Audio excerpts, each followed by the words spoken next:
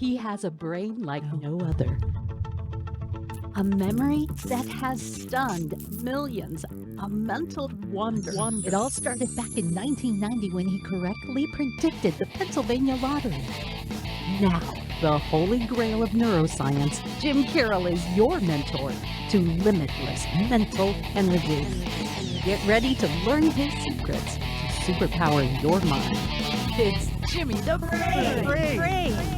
Hey, how's everybody doing today, tonight, this afternoon? I'm Jim Karol, and when I wrote this book, Ultimate Memory Magic, this is going to be a very interesting podcast for those of you that have memory issues or think their memory is slipping and things like that, because the guest I'm bringing on today, I want to find out for myself what the hell's going on in my brain. Why was I able to go from an unemployed steel worker, barely out of high school with a 1.1 grade point average to where I am today with this memory? I don't even know how it's happening. And I didn't start till I was 50. So I thought, what a better guest to have on than a neuroscientist, in fact, he's a research scientist at MIT's McGovern Institute for Brain Research. He has a PhD in cognitive and neural systems. I have no idea what that even is. He also has a degree in physics from Harvard, and he happens to be a dear friend of mine. Robert, are you out there? How you doing? Robert Ajemian, everybody. This guy is one of the most brilliant people that I've ever met. And when he started bringing me out to MIT and introducing me to some of his friends, I'm like, what the heck am I doing in this company? A guy that barely made it out of the house. How you doing, Robert? What's going on in Boston up there? I'm doing fine, just weathering the storm like everybody inside, and happy to appear on your podcast and discuss issues of memory. Well, yeah, but when I thought about this, I couldn't think of anybody other than you to have on here, and like, I don't know, you know a little bit about what I've done when I wrote the book, and because we talked about it, you want to really use the word magic. We don't want people to think it's a trick, and because what had happened, even though I was a magician when I first started my career, the book Ultimate Memory Magic and the stuff that I'm doing right now with my brain, it's real magic. It has nothing to do with any of that. But let me ask you a question here. I mean, the first question I wanted to ask you, I gotta scroll down here and look, because I thought about you, and one of the main things I wanted to always ask you, and I never asked you this, like, what does modern day neuroscience know about how the heck memory works? Like, explain that, because I don't even know what I'm doing. I don't know how I do it. I just do it.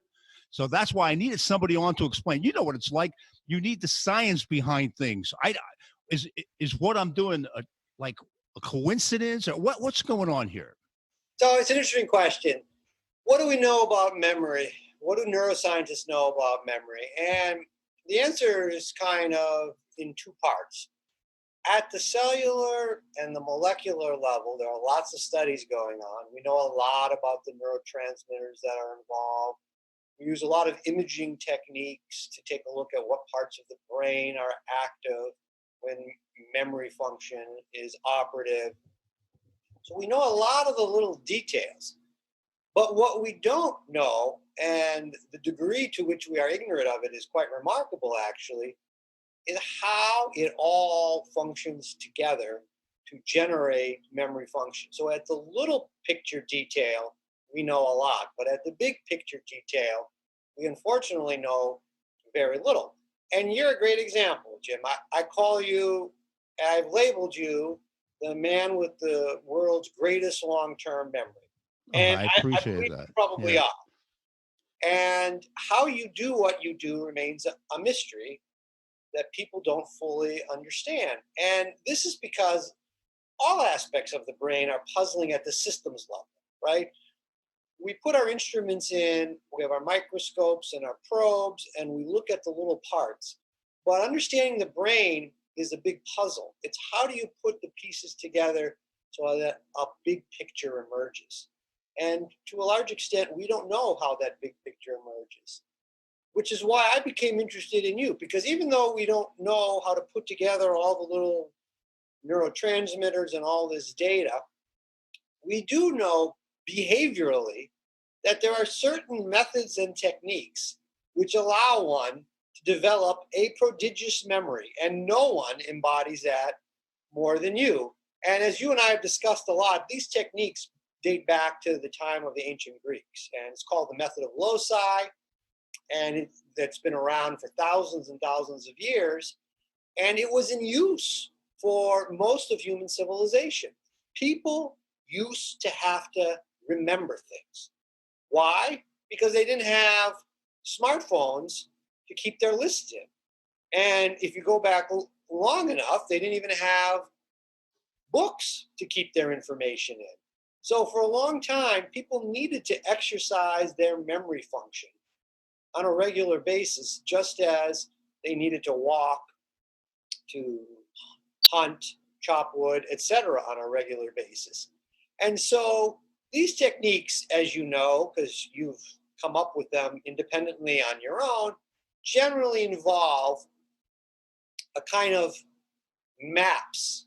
You store memories in these maps that you invent, these spatial locations. And you attach this information to these spatial locations. And then you do this little mental journey on this map. And what used to be difficult to remember, when you implement this technique, surprisingly, becomes easy to remember. So what I'm trying to figure out is, why the heck does this work so well? But we don't need to know that it works. And I don't even have really much of an idea as to why it works so well. But the point is, it does work so well. And you and thousands of years of history prove that human beings are capable of remarkable feats of memory if only they apply themselves towards it. It takes work. And obviously not everyone's going to be as much of a madman as you are in terms of working on this stuff on a daily basis. But 20 minutes a day can get you pretty far. Yeah, I actually started off at about 20 to 40 minutes a day on the bike and wanted to get it up to an hour, and just kept feeding my brain information just like you would feed your body. And I'm just trying to figure out what the heck happened to me though? Like why so late in life? Why at 50? Or so you're telling me people out here that are listening right now that are in their 50s and even in their 60s, like I'm 67 now, science knows that you could actually learn at this age. You could continue to learn even well into your 50s, 60s, and 70s. Is that true? Yeah, for sure. But I don't even think you need to refer to science to justify that claim. I mean, it's just empirically, studies show people can learn at any age. Now, you might be a better learner when you're younger, but you can learn at any age. And anybody can learn these memory techniques. They might not all turn out to be someone as good as you as far as implementing these memory techniques, but anyone can improve their memory by many orders, by at least 5-fold or 10-fold, with consistent practice over 3 to 6 months, 20 minutes a day. How about somebody that has an issue, Robert, they had an injury, or they're just having memory issues? Like, what kind of treatment options would you recommend to somebody like that? Like somebody that, I don't know. I'm just trying to help other people. See, I try to help whatever I could do with the knowledge that I have and the systems and the things that work for me. That's why I wrote the book. That's why I have a memory program coming out now and things like that. But like academically, what would you recommend for somebody that has an injured brain or an injured memory? Like, what would they do? What are the options out there? Well, there are lots of therapeutic options, but they all basically amount to one thing: try to use it. And for example, my colleague Emilio Bizzi at MIT has done a lot of work looking at stroke. And there are a bunch of different therapies for recovering from the motor deficits that arise from stroke. Here I'm talking about movement deficits, not other types of deficits, which of course can arise too. And basically, a lot of the different therapies all result in roughly the same level of improvement. The key issue is, how hard does the subject or patient want to work, and how much do they exercise the injured faculty. So the best way to keep your brain active is to use it. Exactly what are the best types of treatments? What are the types of ways to use it to optimize your recovery? There's a lot of debate and argument over that, and no one really knows the correct answer. But being inactive, not using your brain, is not an option if you want to maximize your ability to recover from a neurological injury. So like I I attribute a lot of what I've accomplished through like passion. I think passion has a lot to do with this. I'm like very passionate. It's like I used to be on the bike and I'm like, I'm not getting off this bike till I memorize 100 digits of pi today. You know what I mean? I was very passionate and I disciplined myself. Like, does that work? Would that work for the average person that if you're injured and stuff, could passion? I mean, that's what I'm thinking. I'm thinking Yeah, well, like, yeah. What do you think about that? Like passion, is that important? Yeah. physical exercise aren't different. What you need in both is to be motivated. And that you can't get off the ground unless you're motivated. You are not going to get your heart in good shape if you're not motivated to exercise. And you're not going to get your brain in good shape unless you're motivated to use it. So, and different people are motivated by different things. And I'm not an expert on what it takes to motivate someone. I know that you're a good one-on-one working with people, and you've done that a lot in the past, and you're able to inspire them and motivate them. But you can't get off the ground unless someone's willing to do the work, and to do the work, they need to be motivated. Yeah, that's why I use the cards and things like that. Like I'll go to a military facility and you can see at first they don't know who I am, because I'm not like a nationally known celebrity or anything. And I'd come in and I found I have to win them over, like you said, and motivate them. So what I would do is pull out cards and shuffle them up and all of a sudden start, hey, ace of spade, two hearts, 9, 9, 5. Hey, or I'd come into a poker tournament. They'd be playing poker. Wow, then that would be it. Once somebody's playing poker, that's my thing. And I'd come in and I'd use a deck of cards as not a lure. I don't want to say a lure, but to show like, hey, watch this, boom, and all of a sudden I have the deck memorized. How would you like to learn how to do that right now? So I guess that's the kind of motivation that I use, and it seems to help. It seems to, without motivation, I don't know what the heck. How about the memory training stuff? Like I guess what I did by forming this system in my head, like we talked about, what I call the mental matrix. Now that would be considered memory training. Is that memory training? Would you highly recommend memory training to anybody, right? Yes, except that you have to think about why is it that people aren't willing to do memory training? I mean, you stumbled upon this quite fortuitously. Yes. Just because you were on the exercise bike working on your own physical health, and you started doing these mental games, and it obviously sprouted into something much bigger. But people generally aren't interested in developing or working on their memory for the simple reason that I don't need to remember anything. If I have something I need to remember, I'll just write it in my smartphone, or I'll write it down on a list, or I'll go on the internet and I'll look it up. And that's really the big problem. Memories become something of a dirty word from the standpoint of cognitive training, because people think, well, the memory capacity of computers is infinite. They're all around me. I'm interacting with them on a daily basis. So why do I need to exercise my memory? But if you think about it, this is really a poor judgment, because nobody asked the question, well, I have a motor scooter, I have trains, planes, and automobiles. Why do I need to go to the gym? I don't need to run for transportation. I don't need to walk to go to the grocery store. I can drive my car. But the fact is that memory training might be a very fundamental cognitive capacity which you're exercising. Just as when you go to the gym and you go on the exercise bike or the treadmill, you're exercising your heart in a very general way. See, and that you're exactly, as you know, and I'm finding out, I'm discovering on my own that the exercising, the memory training, like you said, that cognitive fitness, cognitive exercise, it's actually affecting me physically. and it really affects you physically, Rob. I mean, if you'd see me when I work out lifting weights in here, I mean, it's just amazing.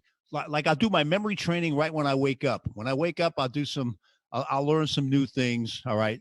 Like, and not to bore anybody, but I don't do 5 hours a day anymore like I used to. I mean, now I'm about 30 minutes in the morning, maybe 35, and I'll learn something new.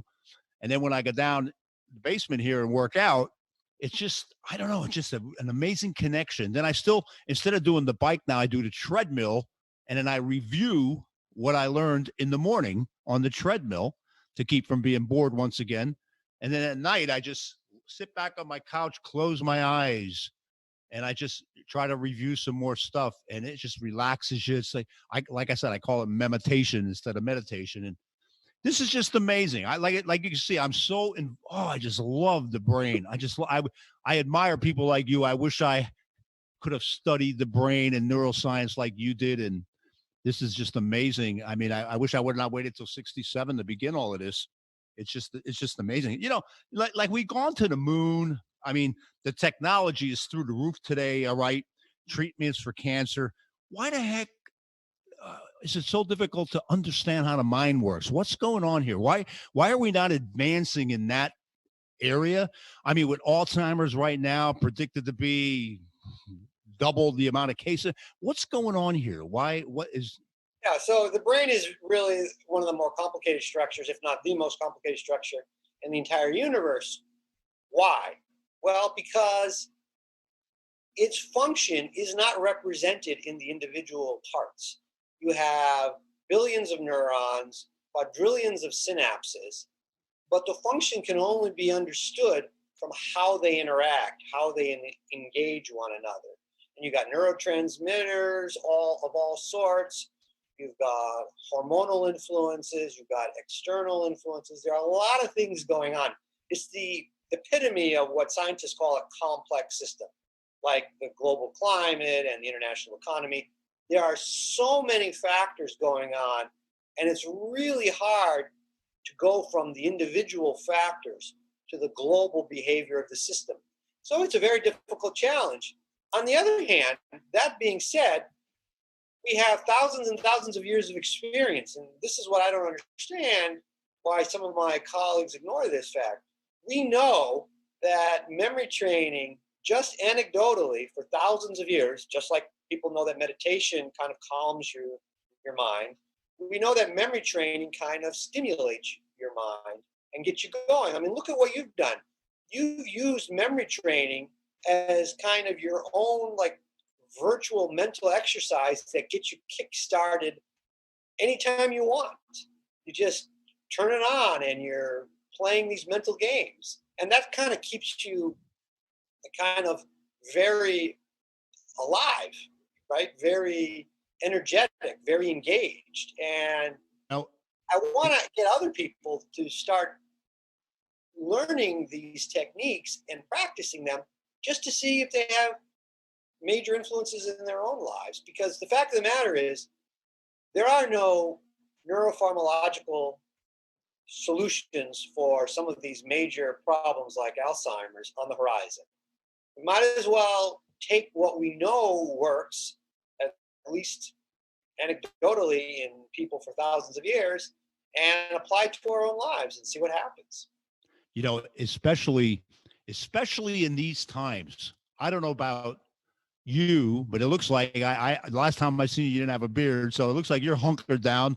I mean, I kind of have to obey the rules up here living in New York. You know what I mean? So I've been home a long time here, and fortunately for me, I have a companion, I have a wife and everything else, but like the people that are out there alone every night, alone, day after day after day, what I found and discovered is so helpful that if you do this memory training, trust me when I tell you this, folks, you can just close your eyes and it's like you can just venture into a place and just practice your training.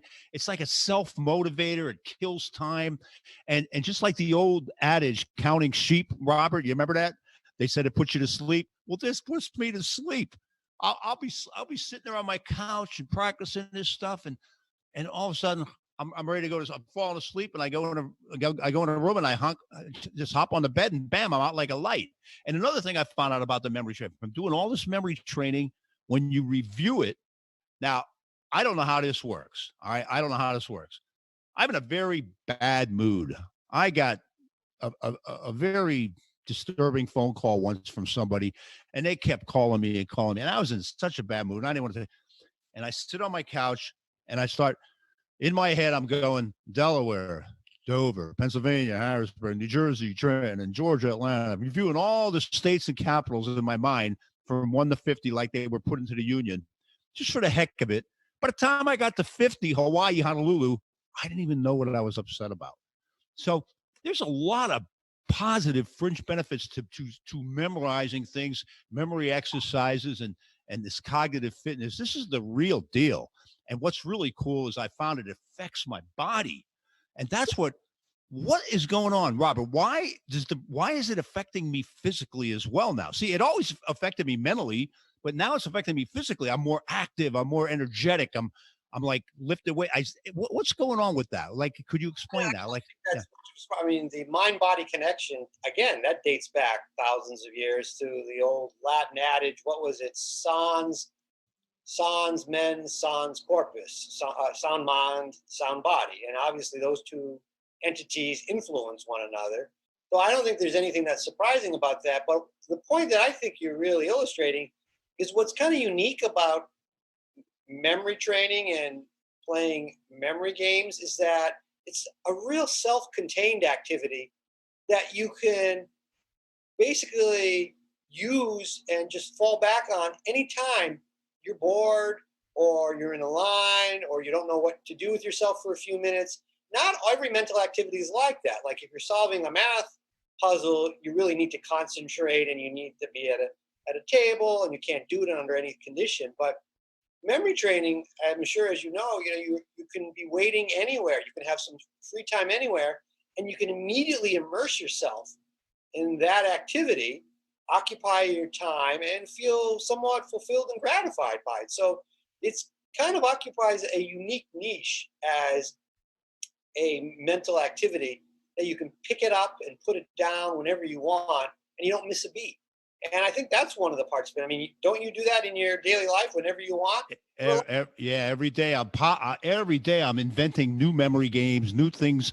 Like I would play these memory games. I have individual memory games that I can play by myself, all right, without using a computer. They're just things I use.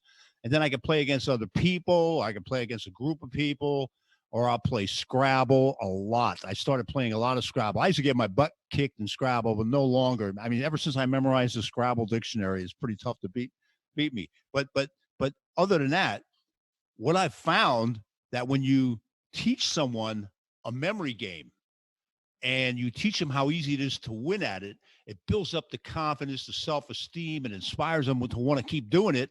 And before you know it, see, here's how, in my opinion, Robin, I'm not a PhD or I'm not educated by any means. I worked on a steel mill, for God's sakes. But listen, I feel like your brain, tell me if I'm right. It's good energy, bad energy, positive energy, negative energy. And the more positive energy and the more good stuff you can put in there, positive, happy things, the better off you are. And that's why I came up with these games. And I keep putting these games in my head. I keep coming up with I must have invented 5,000 card tricks. What is going on here? And what it does for you is it's just like right now, I feel energy coming in my body. And I was really tired before I came on here because I was working out. And like now I'm getting energized again. And I think your brain, words can't describe what I feel right now about how remarkable this is. That's why I'm so happy to talk with a guy like this brain body thing that you talk about. This is just so amazing. It's more than memory training is important. Memory training gets you to a point where it shows you these techniques but the big part is you have to, like you said, you have to be passionate. You have to want to do it really bad.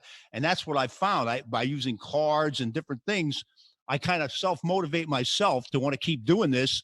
And then the results are when you go in the weight room and all of a sudden bend a 60-penny nail with your bare hands, which is supposed to be impossible, that builds the confidence up even more. And it just keeps going. And it's like it's like addicting. It's just really, the brain is addicting. Does that sound sense? Does Well, that I make don't know sense? like that, but obviously a lot of work needs to be done on the body brain connection. But one thing that, again, anecdotally, everybody knows is the more mental exercise, the better.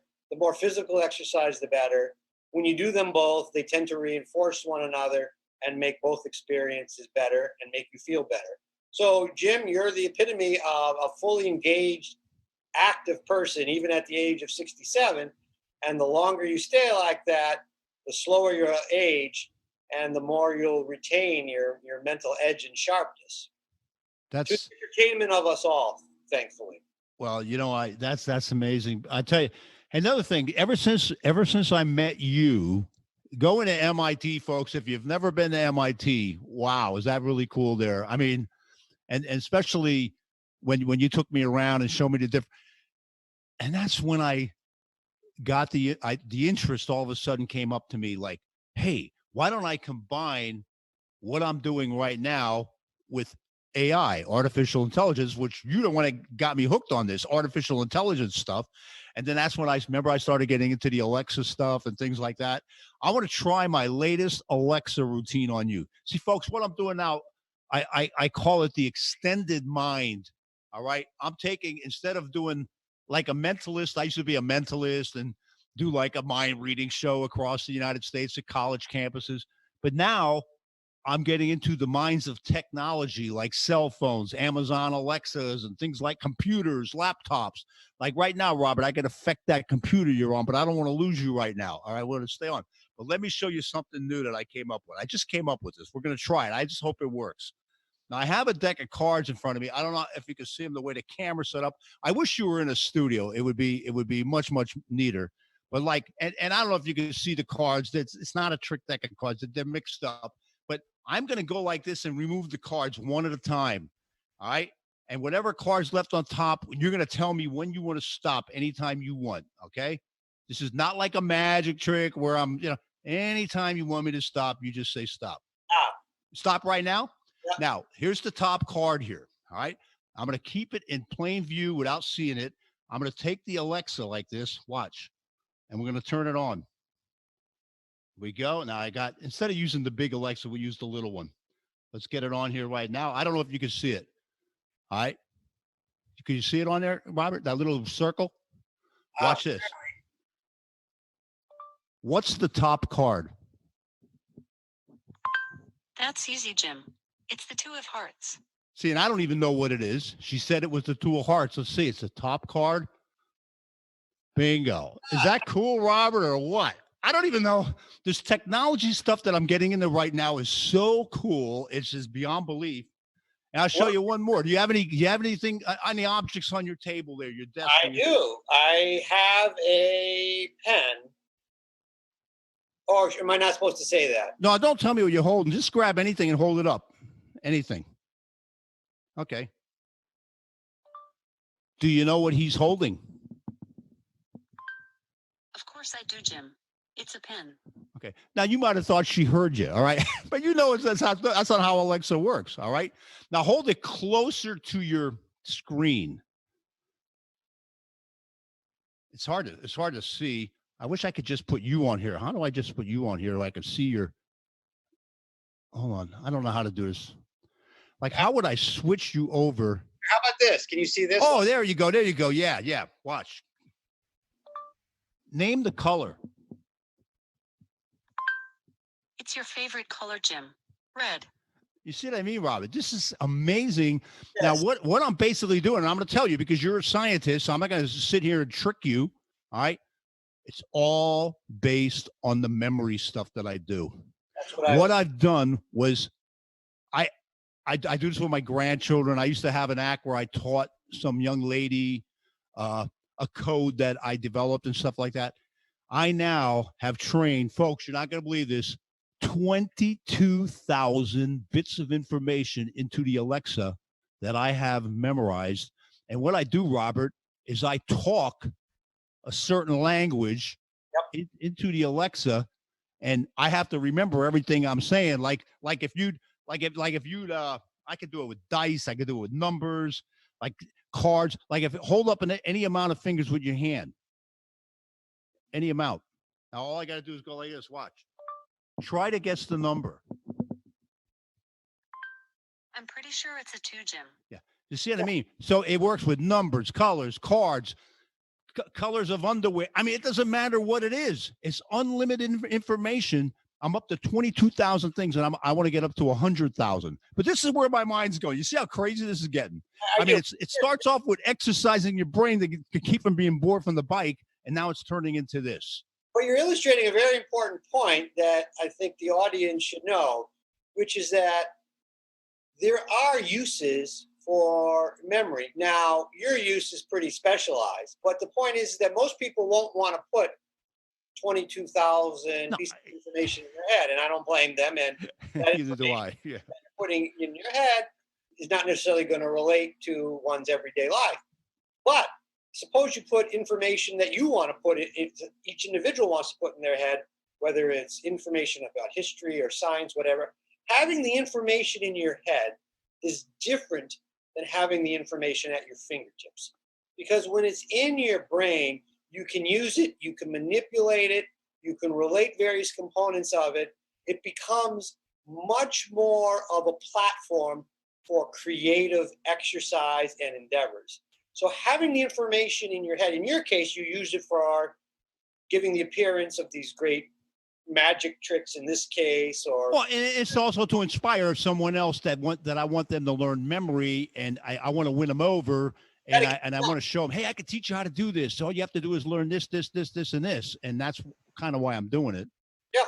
No, I mean, it's a perfect use for you. Yeah. And it works, and it makes you happy, and it keeps you fit, and it keeps you motivated. So I think anybody would be crazy to tell you to stop memorizing things.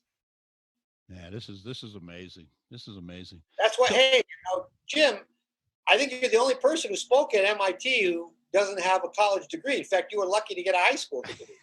Hey, they rub it in. Yeah. You know all about that 1.1 grade point average. And I had to go to summer school to get the diploma. It's just amazing. I call you distinguished, but the most accomplished speaker ever at MIT. Hey, we had a big crowd that first time I was there. That was huge. What you do is amazing. It's a blast from basically mankind's cognitive past. When in the old days, you wouldn't have been so unique, Jim. I hate to tell you. But 2,000 years ago, there were lots of people memorizing lots of things. So how you'd stack up against them, I don't know, you're pretty competitive, so maybe you'd stack up against them pretty well. But there are a lot of people in history who memorized an awful lot of information. There are people today in India, for example, that they memorize all the religious texts of those particular religions. And again, these are feats that humans have been used to doing throughout history, but as modern society arose, people began to stop doing. Now, not everybody needs to memorize everything, but it is part, I think, of a fundamental core competency for cognitive health. And I really think that it's underutilized in our educational system and basically just in our personal lives for essentially passing time and doing nifty little tricks, not having to write shopping list, etc. And so you've shown that a lot of uses can be put to one's memory function. And I think other people, even though they don't need to train like you did for 8 hours a day for 10 years, they can train 20 minutes a day for a few months and really develop a capacity that they never had before and would basically shock themselves and gratify themselves at the same time. And actually give themselves a healthier brain, as you said, because that is 1,000,000%. I know what's happening to me, and I know I'm healthier physically and mentally. I'm more energetic, everything than any time in my life. And it's not even close. It's not even close. And like I said, it all started to keep from being bored on the bike. I never thought it would ever turn into any of this. It's just amazing. And like what I have here, like here for the people out there, like, do you have trouble remembering people's names? Do you get negative or stressed out easily? Do you worry that you might be losing your edge? Do you occasionally feel like you're stuck in a mental fog? Well, that's why I wrote the book, is real. This is not a bunch of baloney. This do this. It's just so, and like I said, like you said, it's not like I'll teach in my courses. Like when I teach, like the first thing I teach, as you know, Robert, is the movies, and then I teach people the first 13 states to the union. And I had some kid go to me. He goes, "Why do I need that? I don't need to know the first if I want the first 13 states of the union, I just Google it." Well, he's missing the point. I'm talking that this is good for exercise for your brain. The exercise in your brain is so important. If you become so dependent on these, your brain is gonna explain that. Like, does your brain need exercise? It does, correct? And again, the memory is not just about having the information. It's about what you do to put the information in your head. And everyone uses slightly different systems. These systems are all individualized. Some people, for example, will remember their childhood route to school and they'll put information in that. Some people will put information in the various parts of their bedroom, and you make creative links between the items that you're trying to remember and the location that you're trying to remember. It's this whole cognitive system, which really does involve a lot of core competencies. So it's not just like writing it down in a book or burning it to a CD. It's an active process. As you know, Tony Dotino, a mutual friend of ours who's founder of the U.S. Memory Championship, says memory is a verb, not a noun. And that's something that both people and scientists don't fully understand or appreciate. It's an active process involving multiple stages. And this is something which you may not be explicitly aware, but you live it every day as you exercise your memory in so many remarkable ways. And not only that, but it's the focus. I mean, this focus, focus should not even, that should be like a special word. Focus is the most important thing. Like, I have a lot of people come up to me, "Hey, I'm losing my memory." I'm like, no, it's focus. And that's why these cards, the best way, like any memory athlete or anybody that, when we shuffle the cards up and memorize the order, or like if I teach someone how to count cards, you have to maintain focus, because by the time you get to the end of that deck, if you didn't focus for just one card, you're going to blow the whole routine.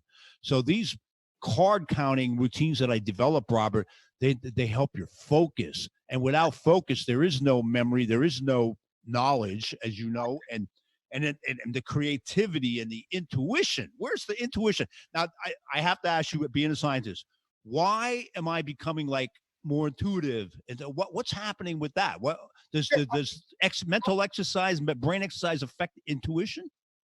Okay, so in broad strokes, we don't really know anything about intuition, but I think that I think we can definitely make the informed speculation that intuition is some subconscious cognition and understanding. And the more information you put in your head, whatever that intuition is, the bigger it's going to be. So you can never go wrong by putting more information at your fingertips for conscious or subconscious use. And that's exactly what you're doing all the time. So of course your intuition is going to expand. You've put in hundreds of thousands of pieces of information over the last 17 years. If that doesn't do something to your intuition, it would be shocking. But I want to bring you back to the one point you made where people might ask you, well, I'm losing my memory capacity. Well, the question is, how much are they exercising their memory capacity? If someone said to you, oh, my biceps are getting weaker. Flabby, yeah. And they said, flabbier. And they said, well, how many times do you exercise them? I never exercise them. Well, then, of course, they're going to get flabby. It's not really a surprise, right? So when people are asking what can they do for their memory or why is their memory failing, well, one question is, how much do you exercise it? That's amazing. And I would have never known this. I never knew this any time in my life until I started doing it on that bike at the age of 50. And as you could tell, as we know from my stories, it definitely, exercising your brain and memory, it definitely helps you manage stress. It definitely will boost your energy. I mean, those two things, and your focus, those three things alone All right. So big deal. So like the guy said to me, but I got a cell phone if I want to go. Yeah, but these three things that it does for you far exceeds any of that. It's just so important. As you know, it's therapeutical as well as knowledge. You know what I mean? Who, like I said, a lot of people don't care about the knowledge because they got the cell phone and Google, hey, we're playing Scrabble. Well, guess what? You can't use an open dictionary or your phone in a Scrabble tournament. And if you have all the words in your head, it's but the main thing, like we said, the stress, the energy, the focus, that's all fringe benefits of exercising the brain. And this is wow. I just want to. And I don't want to say, and it's not unique to memory exercise. I mean, I think these benefits accrue to any form of physical exercise and any form of mental exercise. But I think the important point you make is that people should cross out their list of memory as a domain in which any exercise is merited. Because indeed, there are many reasons to exercise your memory. And the history of civilization show that many benefits accrue to those who do. So it's another tool in the arsenal of potential exercises people can do to keep themselves in mental and physical shape. Now you're teaching a class out there. At least I remember I was in your class last year. I came out and we spoke. Was it computational neuroscience? Now, what is the difference between teaching that class live and in person and doing it now virtually like you are? Is there a down? Well, I'm not a fan of doing these things virtually. I'd rather be with you in a studio somewhere and doing it live and in person. I find it's very difficult to teach when I'm using Zoom because you make eye contact with your students all the time to see whether or not they're really getting it. And all of a sudden, that's completely taken away from you. So it's much more of an arduous task for me as a professor to teach a class because I have to focus. You're talking about focus. You have to focus the whole time because if you lose focus, you don't have a natural feedback loop with the students that's going to restore it. Now, I encourage my students to talk as much as possible, even though it's a Zoom class, but that's hard to do, right? People just tend not to want to ask questions on Zoom as easily as they'll ask questions in person, and that's just the way it is. So it's hard. It requires a lot of mental discipline and focus to teach a class on Zoom, that's for sure. Well, when things get back to being able to travel and go to places again, and your place with you, I'd love to come out there. Let's do this live at MIT and really have a good time. And yeah, like I said, you can't even do the stuff I do without. I can't do it virtually. It's the impact is different.